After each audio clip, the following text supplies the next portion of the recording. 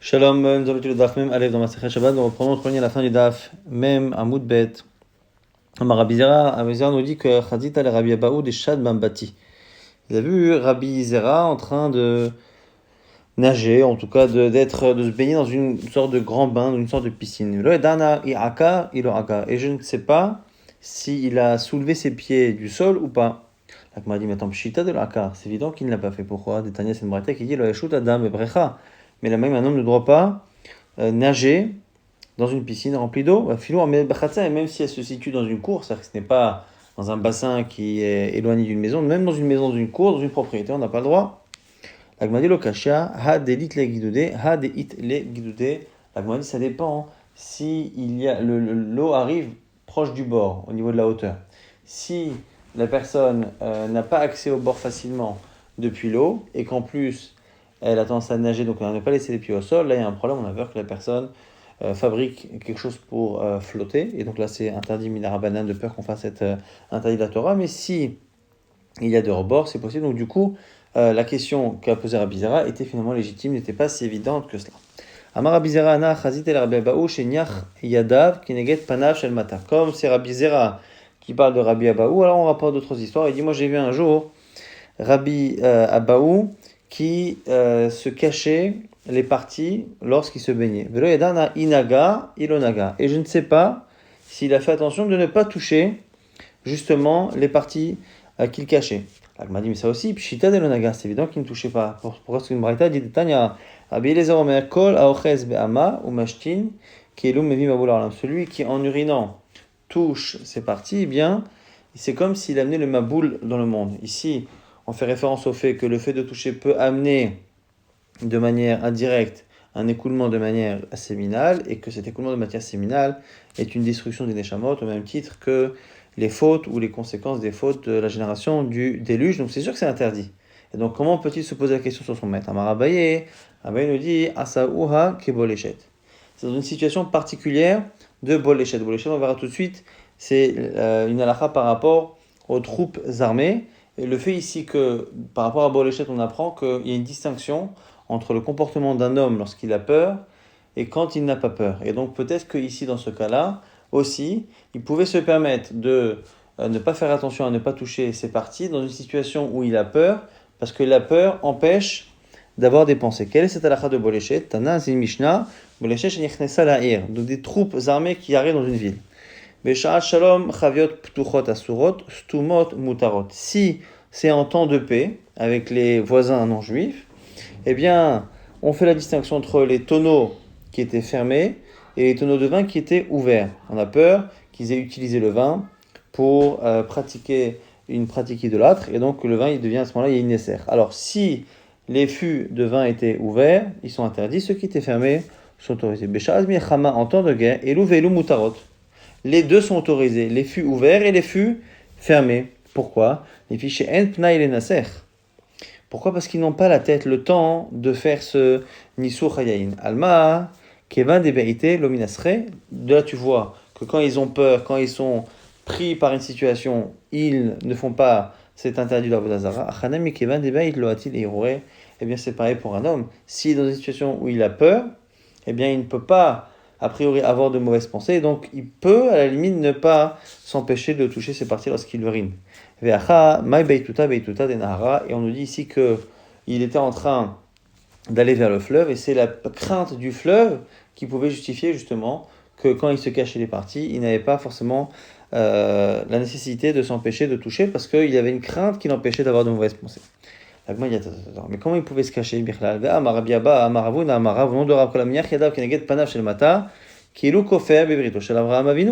Celui qui se cache, alors ici c'est Panache el Mata, c'est le visage d'en bas, donc c'est une métaphore pour parler des parties. Eh bien, c'est comme s'il reniait le pacte d'Abraham Avinu, c'est comme s'il avait honte d'être juif, et donc il reniait le pacte entre Abraham et Hachem. Donc la Gemara dit, c'est pas un problème. Lokasha, haki nachit, haki salik. Ça dépend quand on descend vers le fleuve ou quand on remonte du fleuve. Quand on descend vers le fleuve, nous dit Rashi, il n'y a pas de raison d'avoir une quelconque pudeur. Et donc le fait qu'on aille se baigner, forcément on n'est pas habillé. Si on n'est pas habillé, il n'y a pas de pudeur à avoir. Et à ce moment-là, s'il cache ses parties, c'est considéré comme étant une honte vis-à-vis de la Brit Mila. Si par contre il sort du fleuve, là il n'a plus besoin d'être déshabillé puisqu'il va vers la ville. À ce moment-là, quand il sort du fleuve, à ce moment-là, on peut comprendre qu'il se cache les parties. Donc c'est a priori ce que Rabbi Abahu a fait devant Rabbi Zera. Et l'Agma confirme cela avec quelques exemples de gens qui avaient des pratiques différentes. L'Agma nous dit donc que qu'il y a des Rava, Shaché, Rava lui-même se plier pour pas qu'on voit ses parties. Rabbi Zera, Zakif, lui, non. Rabbanan de Beravashi, qui kanarte zakfe, qui kasalke shaché. Et les élèves de Ravashi là-bas, en fonction, quand ils descendaient, ils se cachaient, sinon, non. Rabbi Zera, ava kamishtamet medarav Yehuda, on nous rapporte maintenant Rabbi Zera, qui évitait de rencontrer son maître Rav Yehuda. Pourquoi? Parce que Rabbi Zera avait comme projet d'aller en Eretz Israël, des Balé Messa Clara d'Israël, et son maître Rav Yehuda avait une opinion très stricte par rapport à cela. D'Amar Rav Yehuda, Kol Arli mi Bavel Eretz Israël, c'est tout celui qui monte de Bavel en Eretz Israël transgresse un interdit de la Torah. Chez nous, comme c'est marqué, Babela Yuvaou, Veshama Ihu. C'est marqué que pour l'exil, ils iront en Bavel et ils resteront là-bas, Adiam Pogdi, jusqu'à ce que je les rappelle. Et donc, comme ils étaient en Bavel et que c'était a priori l'exera divine, Rav Yehuda interdisait d'y aller. Amar Izil Veshma Mine Milta, mais il avait quand même envie d'écouter la halachot de Rav Yehuda. Donc, il a dit, je vais aller discrètement. Vativ Isaac, Azal Ashkachet Eka Bebane. Il l'a trouvé en train de se laver. Mais quand Amarle et les Shama, il a dit à son serviteur, à ses serviteurs, Violi Neter, apportez-moi Neter pour se laver, une sorte de savon. Et Violi Misrak, et apportez-moi de quoi me peigner. Et puis trou pour Maïrou Veafiku Hevla, ouvrez votre bouche et vous pouvez sortir de l'air de votre bouche. Donc rentrer de l'air et vous pouvez même sortir, on verra ce que ça veut dire. Ve'ashtu mimaya debebane, et buvez l'eau qui est à côté de l'eau, enfin buvez l'eau dans laquelle on se trempe, dans laquelle on se baigne. Alors, Amar idmale lo bati la lishuma davaze dayai. Il va dire à Bizera, si j'étais venu que pour entendre cette chose-là, ça m'aurait suffi avant même qu'il continue à dire la suite. L'Agma explique donc tout ce que l'on peut apprendre de la Bishlama evionet avevo misrak. Le fait qu'il ait demandé des objets comme ça en Lashon HaKodesh, on apprend de là qu'un Mashman Varim Shel Chol Mutal Amram Lashon HaKodesh. Qu'on peut utiliser un langage de la Torah pour parler de choses complètement profanes. Pitro pour Maïchou Vafiku Hevla, l'histoire de respirer, d'inspirer de l'air dans cet endroit-là, c'est aussi ça pour nous apprendre quoi? Kede Shmuel Lama Shmuel Hevla Mapik Hevla. L'air chaud qui rentre dans le corps fait sortir du Hevel par le corps. Donc celui qui veut transpirer rapidement dans le hammam, eh bien c'est bien qu'il inspire beaucoup d'air parce que ça fait rentrer la chaleur et ça la fait sortir rapidement. Maintenant, Ashtu Maya, lorsqu'il leur a dit de boire, pourquoi? Ma et Me'aluta, c'est quoi l'intérêt? Daniel Agban nous rapporte une braïta, Achal Veloshata, une braïta qui nous rapporte des conseils. Achal Veloshata, celui qui mange sans boire, Achilatodam, c'est comme si sa nourriture se transformait en sang. Les autres Hilat, Cholemaï, c'est ce qui commence à faire des douleurs au niveau de l'estomac. Achal velo alach rabamot, celui qui mange et qui ne marche pas un minimum de 2 mètres après avoir mangé, achilato mera kevet, c'est comme si la nourriture pourrissait. Les autres hilat reacha, et c'est ce qui fait en général le début d'une mauvaise haleine. Anisrach linkava, celui qui a besoin d'aller aux toilettes, faire ses grands besoins, achal, et il mange, domeletano chez sikuhu, al gabe efro. C'est comme un four que l'on remplit de combustible alors qu'on n'a pas enlevé encore la cendre de ce qui a été chauffé précédemment. Les autres Zohama, et ça donne une odeur là-bas de Zohama, de quelque chose de dégoûtant. Celui qui se lave avec de l'eau chaude, mais qui ne boit pas de cette même eau chaude, de cette température, c'est comme un four qu'on aurait chauffé à l'extérieur, mais pas à l'intérieur. Celui qui se trempe dans de l'eau chaude et qui ne se rince pas avec de l'eau froide, là aussi, c'est vraiment une métaphore qui ressemble. C'est comme un métal qu'on aurait chauffé et sur lequel on n'aurait pas versé d'eau froide après, ce qu'on fait en général pour durcir le métal.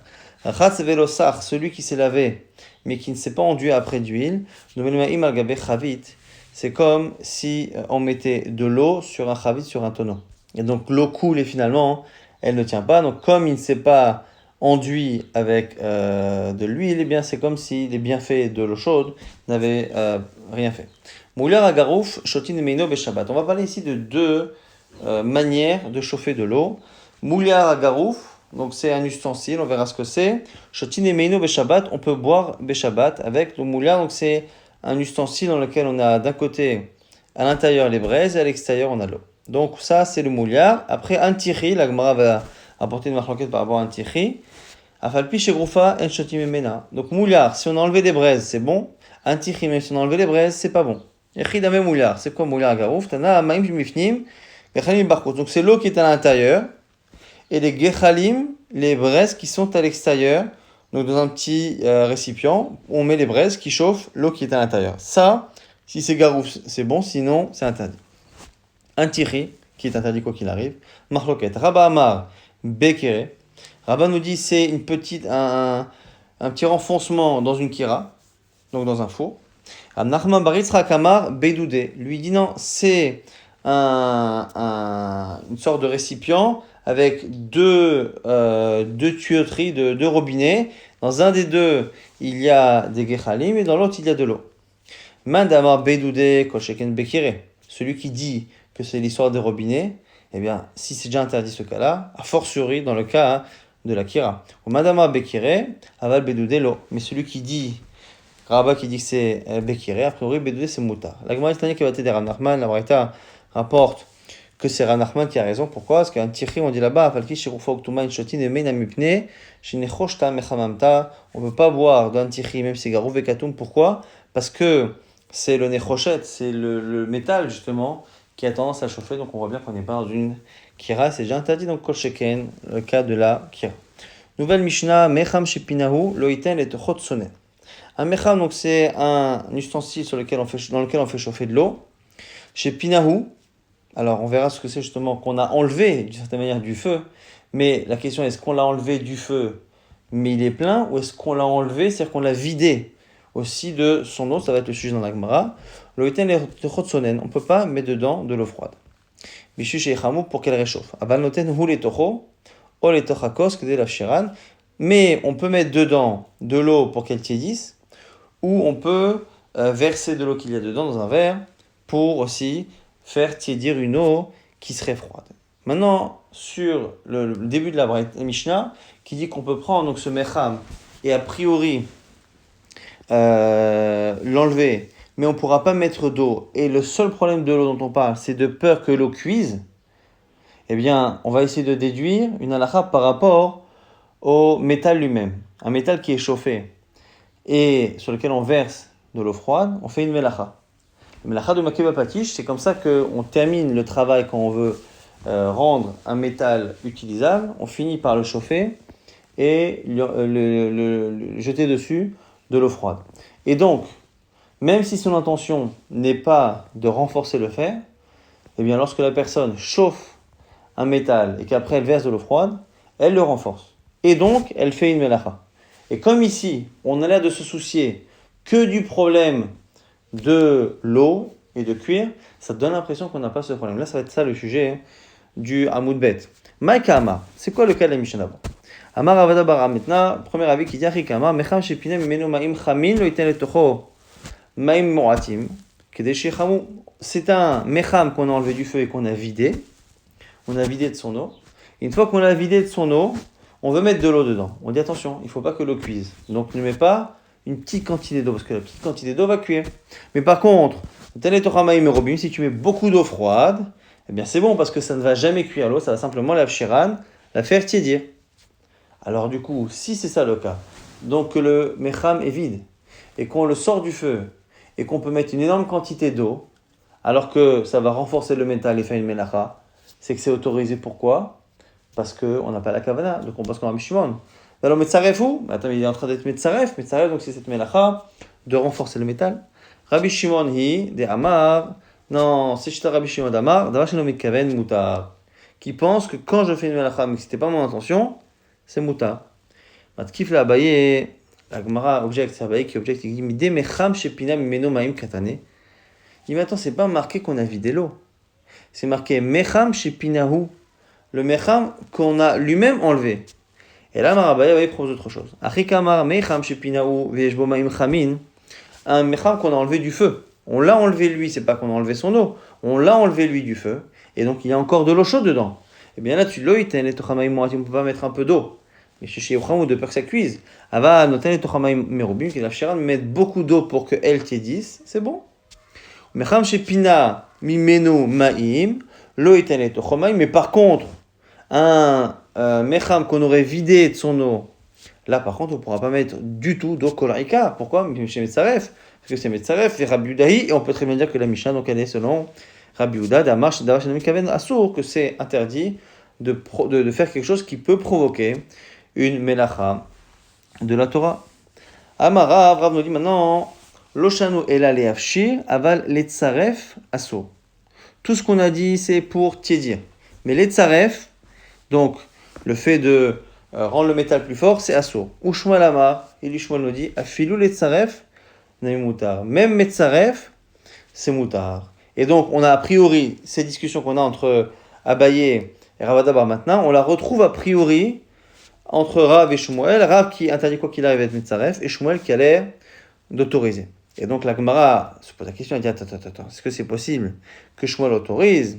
Mais Metzaref la Khatrila Mishare, et la Yitma, on corrige. Amar Rav Loshanu, et là, Shiur le'avshir, va Shiur le'tzaref asur, Shmuel Amar, afilou Shiur le'tzaref, ce serait moutar. Correction, pour l'instant, c'est que Rav a dit qu'il faut faire attention à la quantité d'eau, et une quantité qui pourrait servir à être metzaref, ce serait interdit.